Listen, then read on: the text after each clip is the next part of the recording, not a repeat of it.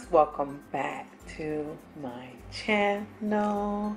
Today we're going to be making a really simple recipe, something that I've been making before I ever even started keto, and I just thought that I'll make a different variation of it. It's pork carnita tacos. Of course, before I would use a regular taco shell, but today I'm going to be making it with taco cheese cups.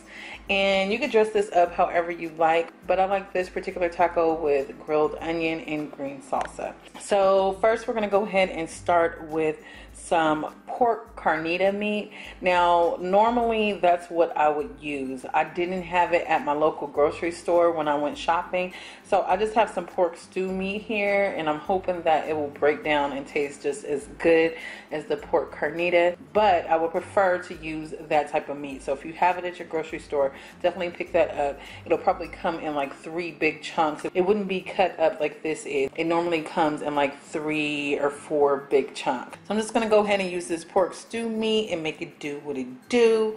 And then I also have some onion here. This is about 3/4 of an onion. So as far as the seasoning, I just use my normal seasoning, which is seasoned salt, pepper, garlic powder, and onion powder.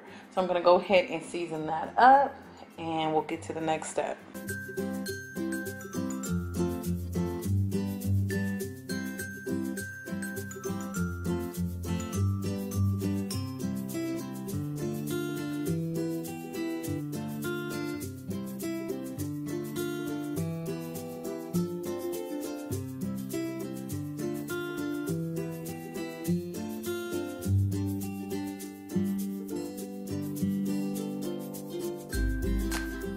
Okay, and I'm going to go ahead and season this one more time.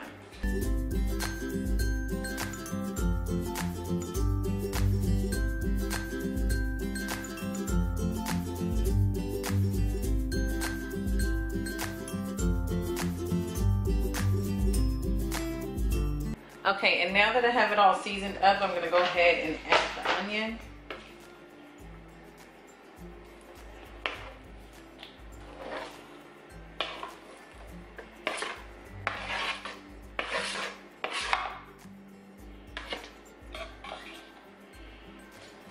Go ahead and give it a good mix.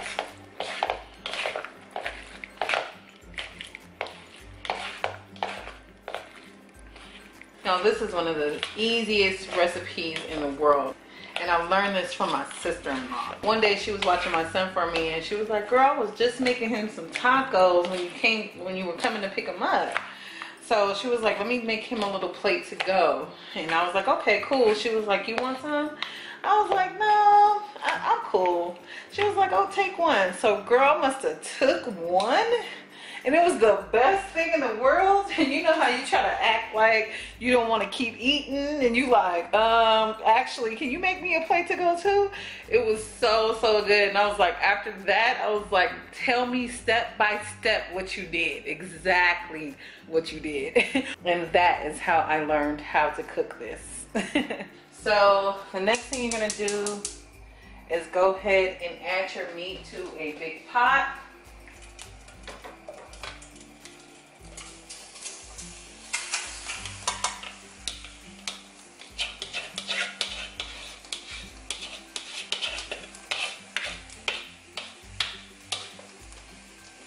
And you're pretty much going to cover the meat with water. I'm going to add a little bit at a time because I don't want to overfill it like I did the chicken at one time. But you're going to cook this down and just let it pretty much boil.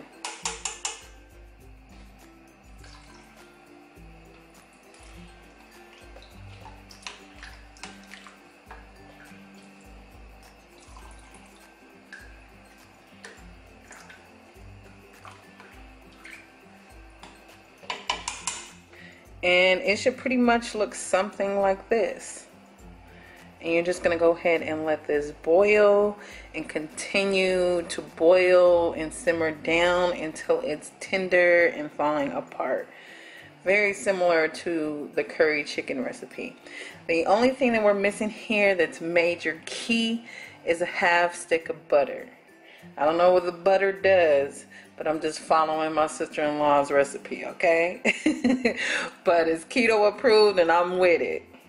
Okay, so the butter has been added. I'm just gonna go ahead and bring this to a boil, and then after that reduce the heat and let it simmer with the lid on. And I want to say that I let this simmer and boil down for about an hour, if I'm not mistaken.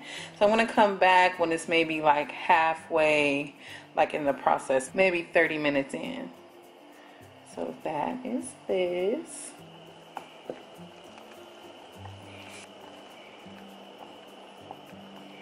Okay, now it's time to turn it down. Okay, I put my timer for 40 minutes because I'm about to go upstairs. Then I'm going to come back down when the timer goes off just to check it.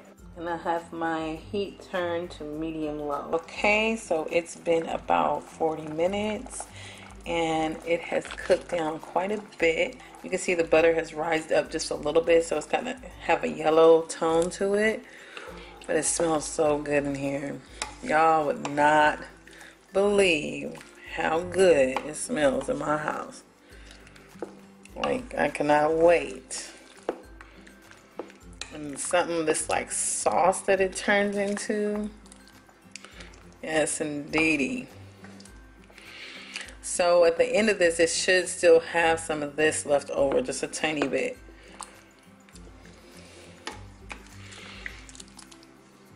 Okay, so I'm going to go ahead and continue letting this cook down, and I might turn it up just a tiny bit.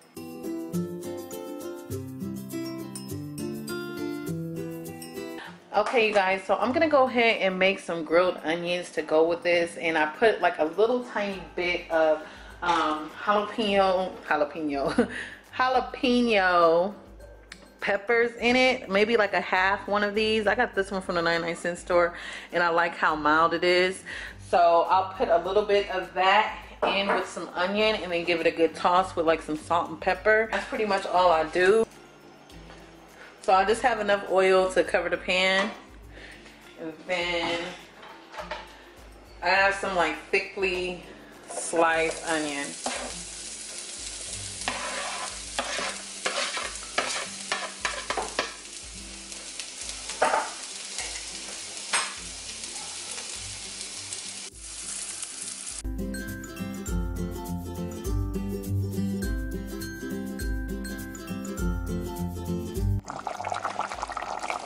Okay, you guys, it's been about another 15 minutes, so it's starting to cook down really well. But I'm not going to chop it down until it's a little bit less juice in here. So this is where we're at so far. So it's been about an hour.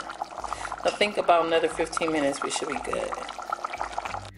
Okay, you guys, so now I'm gonna start our cheese taco shells, and what you're gonna need to do is have your oven preheated to 375 degrees, and then I've noticed I put about 2 tablespoons of cheese in little mounds on parchment paper. 2 tablespoons work for me. At first I tried it with 1 and they were too small, and you might even want to go bigger if you want to have bigger cups, but I do about 2 tablespoon mounds and bake it for about 6 minutes.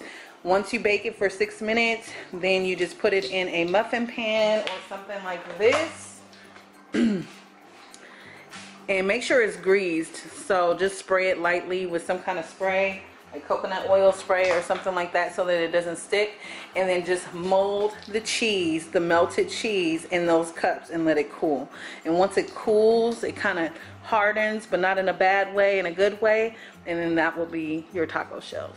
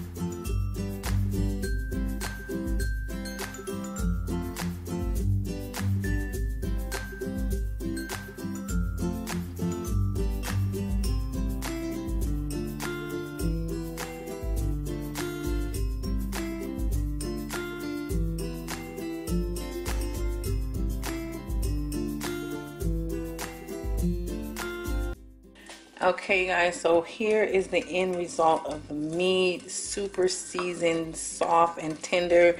You can just chop it down with a spoon or like a wooden spoon like this. So good. Now you can leave it at this and put it in your tacos just like this, or you can fry it crispy in a little bit of oil, and that's what I like to do. I like to eat it both ways. Tonight I'm going to fry it a little bit crispy in some oil for like a true carnita type of taste. Then I'm going to put it inside of the taco shells with the grilled onions and also some green salsa, and then we'll be done.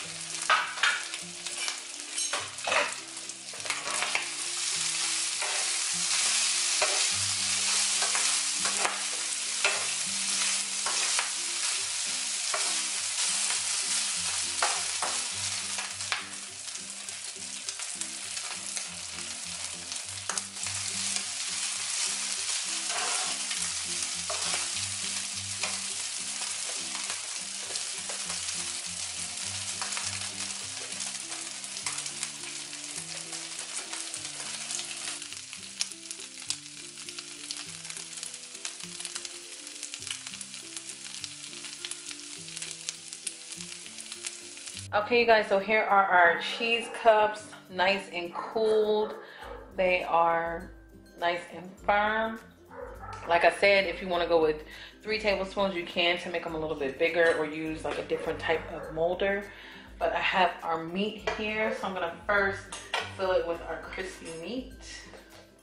And you guys can dress this up with more cheese, you know, sour cream, guacamole, all that type of stuff. But with this particular type of taco, I just like it with the pork, the salsa, and the onions. That's my favorite way. It's kind of like a street taco. So I got our crispy pork meat here. And fill all those up. Then next, I'm gonna put our salsa. I like green salsa, and this is the mild kind by La Victoria. I'm gonna go ahead and put a little bit of that.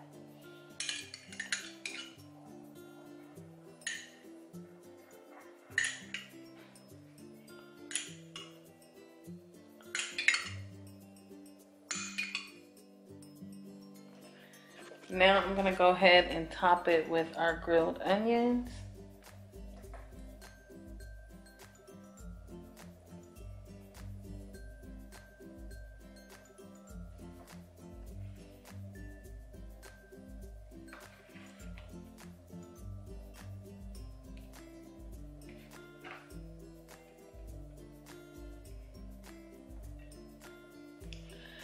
And y'all, that is pretty much it. You feel me? Oh, I can't wait. I cannot wait. So I really hope that you guys enjoyed this video. If you did, don't forget to give it a big thumbs up. Share if you care. If you recreate this, tag me at Keto for Show. And I will be featuring you guys on my Instagram stories. And until my next video, have a blessed day, have a blessed week, and I'll see you in my next one. Bye.